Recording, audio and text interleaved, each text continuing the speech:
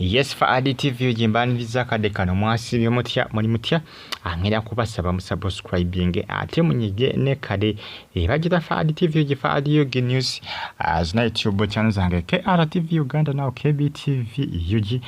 the following zona temujja kubanga mujisa kubanga updates zomba nazo each and every single day gwe kikakatako kiri kimu kyokka ku followinga osubscribing onyegene kale mutabani wa Bruno K atandise okusoma onako olwaliro second term agitandise Bruno K se yamujusiza n'essomero Bruno K yamaze nakkiriza nti omwana we abazinga byobuza Bruno K kye kyakutuuseeko mandwa ki yakulinnyo okubanga omwana omufaako booti Bruno K bange lisemba bigabadde tafa ku mwana ono abasinga bagamba nti Bruno K ayina kyabala nti agala kweza Vanessa nti badde mubazaala omwana omulala nga amanyi ma social media anoze boto baganda kubaako kye boogera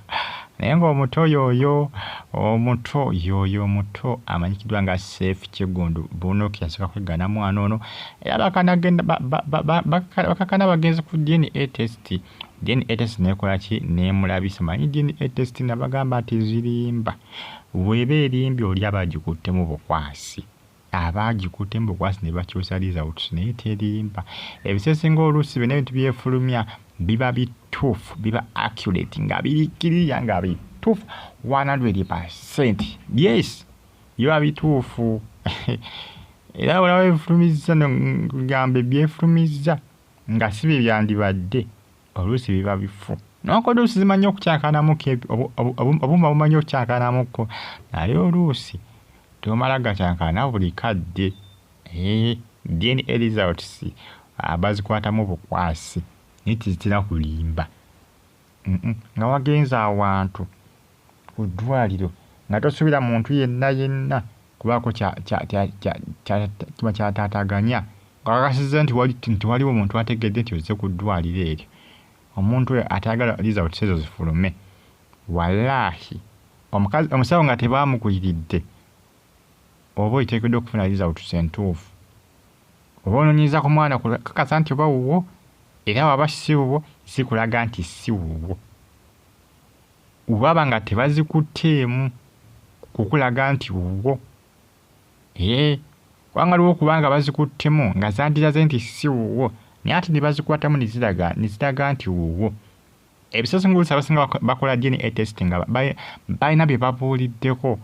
njagala kola DNA test bana mbekengera ate simanyanga biki DNA test kikole nga tolina n'omu gugambyeko kabirani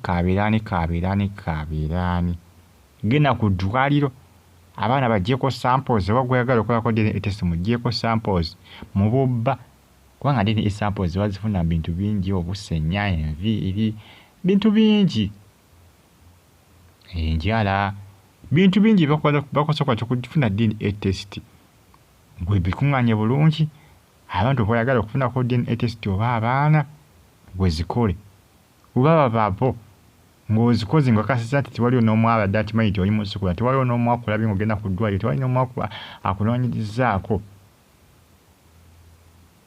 walahi bazirina okudda nga ziddidde mu kintu nga mu favor entuufu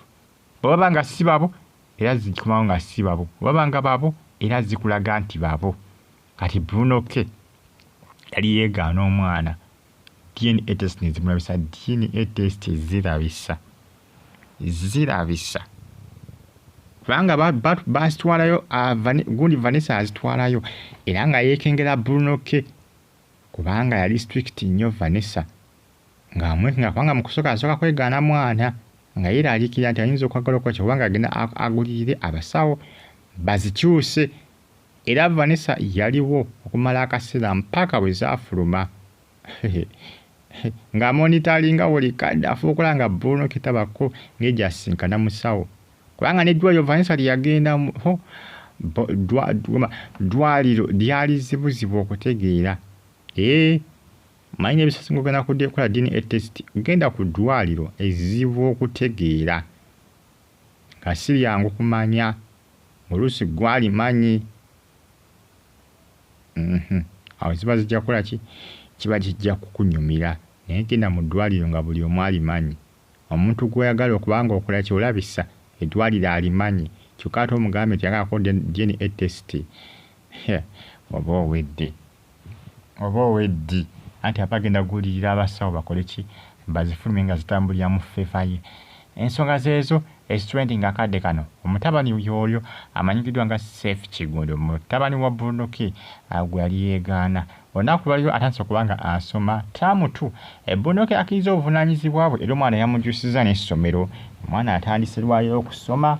yamaze nakola ki n'addamu asaba Bunoke yamaze n'addamu amagezi n'addamu amagezi. Aya basi onaawulira naye ng'ensonga ze zitambulatambula akadde kano bwetegeeza obulungi. Subscribe bw'atonyigene kale bagita Faadi TV gye apulisizo nazo abali Qatar, Canada, Toronto, Saudi Arabia mu kibuga Riyadh, Oman n'abali Iraq mu kibuga bakita Baghdad. Ne mbagamba ati mbeera bulungi.